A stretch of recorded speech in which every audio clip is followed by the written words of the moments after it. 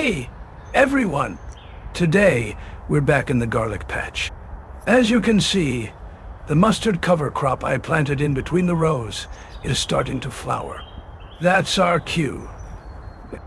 It is time for it to come out before it goes to seed and becomes a weed itself. When it comes to removing mustard, I usually have two options. I can chop and drop it right here as mulch, or I can chop it and compost it. Today, I'm choosing the compost pile, and I'll tell you why. Mustard is a triple threat cover crop. It grows fast, it hoards nutrients with deep tap roots, and it kills pests naturally. It contains compounds called glucosinolates. When chopped, these turn into a natural biofumigant gas.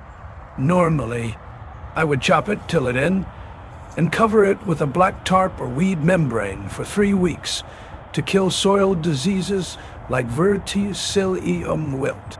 But because my garlic is already growing here, that decomposing gas might actually damage or stunt the plants. To play it safe, I'm removing the greens today. I'm macerating the plant, basically chopping it into small pieces to get those nutrients ready for the compost. If I were preparing an empty bed for tomatoes or peppers, I would wait about 3 weeks for the gas to dissipate and the nitrogen to release before planting.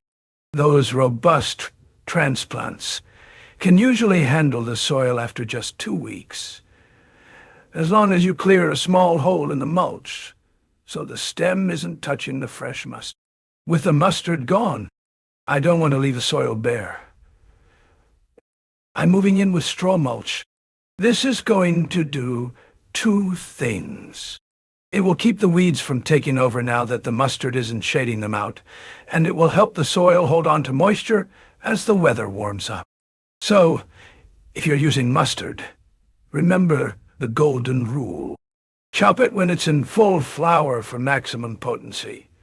But be careful using it as a direct mulch around active crops like garlic. Thanks for watching. My garlic is looking much happier with a bit of breathing room. Let me know in the comments how you manage your cover crops. Don't forget to water in that fresh straw.